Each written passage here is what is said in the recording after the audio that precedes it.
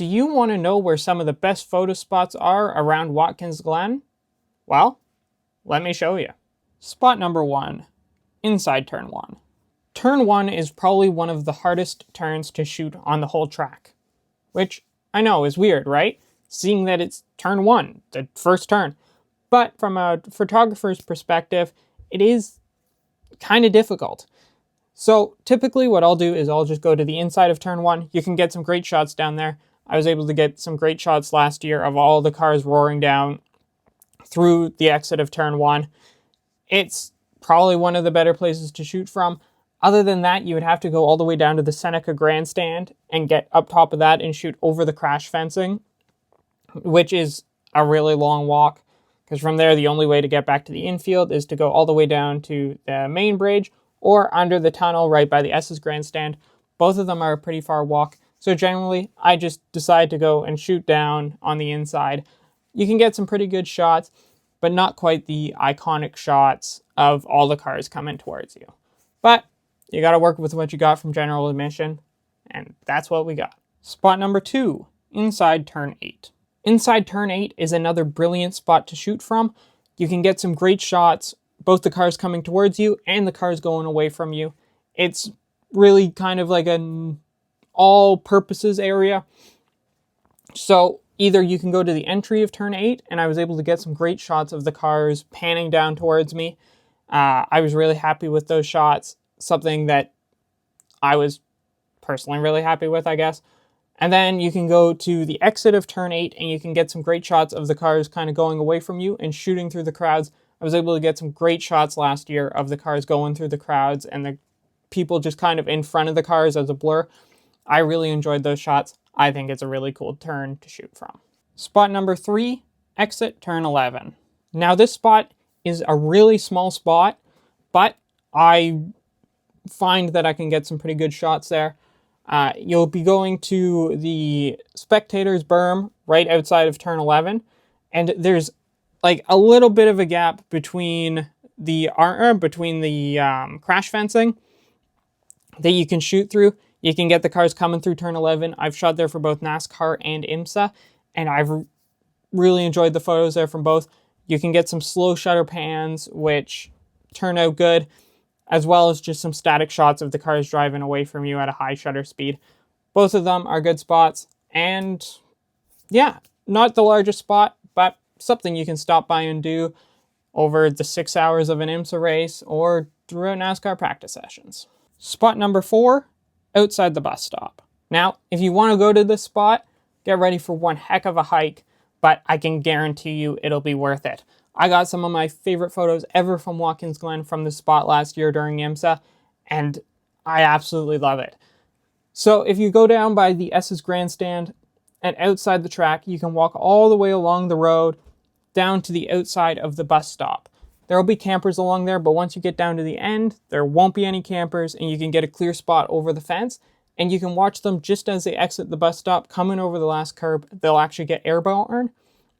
Some of the cars will, some of the cars won't take the curbs, but I found the Super Trofeos really took the curbs, the Porsche Carrera Cup cars really took the curbs, and some of the WeatherTech cars took the curbs. And honestly, it got some of my favorite shots from the event. I couldn't be happier. Just be aware, it is quite the hike, and you got to dedicate quite a lot of time. But, I mean, the shots you get from it are absolutely brilliant. Spot number 5, inside the bus stop. If you don't want to make the hike all the way out to the outside of the bus stop, the other alternative is to go to the inside of the bus stop. You won't be able to get the cars airborne off the curbs really quite as much, really as spectacular of a photo, but you can still get some really great shots of the back ends of the cars. You can still get shots of the cars going up over the curb. It'll just be the back end of them, but you can still see the wheels in the air. There's still some really cool shots to get, and I really enjoy the bus stop. Probably one of the better spots to shoot on the track. And yeah, a little bit closer if you don't want to go all the way to the outside. Spot number 6, inside the boot. For this one, I usually wrap it into my shooting with turn 8. I'll usually shoot the boot like all in one afternoon. But this is another great spot. There's so many trees down here. You can get the cars passing through the trees like I did with the shot in the thumbnail for this section, or you can just get panning shots. You can get them Particularly, you can get them diving down right towards the toe of the boot. You can get them diving down and you can see them really load up the front suspension. It's really great shooting down there. Particularly, I like getting them through the trees. You don't really get that a whole lot at major racetracks. So it's cool to be able to get here. Really feeds into the atmosphere of Watkins Glen. Spot number 7, inside turn 11. For this one, you have two options really. You can go either to one side of the bridge or the other. On, I guess you would say, the right side of the bridge, looking at this image, I shot there quite a few times over like NASCAR and IMSA. You can get them getting like coming out of the corner. It's really cool. You can get them passing through the people all standing by the fence there, particularly during NASCAR. I got some great shots there. And if you cross over to the left-hand side, you'll be able to stand in the grassy patch. There's a fence there. You can get a little bit closer and you can get the cars right up against the wall. It's a really cool shot as well because like they're literally like inches from the wall.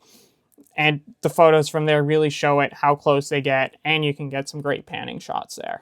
Spot number 8, exit the boot. This is another spot where you can really capture the atmosphere of the Glen. If you shoot head on, typically what I'll do is I'll shoot head on. I'll stand a little bit farther down from the exit of the corner and shoot head on. You'll be able to catch like the flaggers stand in the back, but you can also catch a bunch of the trees. You can catch a little bit of the track.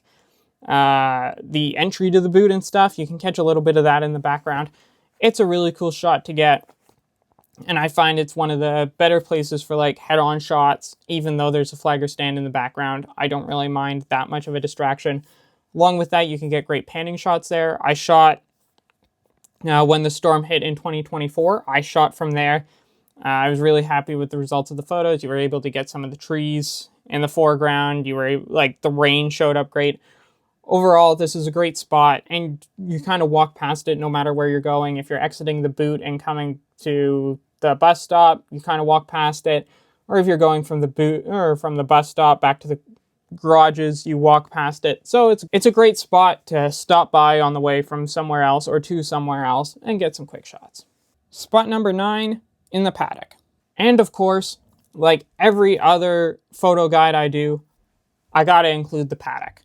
This is probably one of my favorite tracks to shoot the paddock at. There's always so much action going on, particularly on Thursday. If you can get there on Thursday and shoot the paddocks on Thursday, they have a bunch of cars coming in and out of tech, and it's right at the front, so all the cars have to be wheeled like past you pretty much if you stand in the paddock. You can get great shots of the teams coming and going, pushing the cars, pulling the cars, towing the cars. You can get some great shots of the cars in tech. Honestly, probably one of my favorite places to go, definitely on Thursday. I spend pretty much the whole time after on-track action's done. That's the other thing, they'll go like hours after the on-track action is done. So you can just hang out there and watch the cars come and go for a few extra hours. It's a great way to kill some time and get some great shots. Spot number 10, entry of the boot. So we've done exit of the boot, we've done inside the boot, so it was only fair to do entry of the boot as well. Once again, you can get shots of the cars going away from you, shots of the cars coming towards you, depending on what side of the entry you stand on what side of the chute. I think it's called the chute. If you stand by the trees, you can get great shots of the cars going away from you, like in the thumbnail for this section. If you stand on the other side, you can get great shots of the cars coming towards you. You can even get some panning shots on the bottom or on the top. Those haven't been my favorite panning shots, but it's always somewhere that I stop by. Might as well get some panning shots while I'm there, getting static shots head on or going away from me. Explore. And of course, last but not least, explore. These are just some of my favorite spots. There is plenty of other spots around the racetrack that you can get great photos from. There's not a whole lot of crash fencing around other than down near turn 1 and turn 11. The rest of the track's overall pretty free to shoot from wherever you like. There is some other great spots that I didn't mention. And of course, if you found a great spot that I didn't show here, feel free to put it down in the comments. Maybe I already know of it, maybe I don't, and I'll shoot from it next year. I really hope this helped you out, whether you're going to the Glen for the first time or whether you've been there a few times and just haven't had a chance to explore it all. Being able to find some new locations is always great, and always a great way to keep keep it fresh, keep your photos fresh, and be happier with your photos. So with all that out of the way, I will see you guys all next time. If you guys enjoyed the video, don't forget to leave a like, subscribe, comment if you like, and with all that out of the way, I will see you in the next one.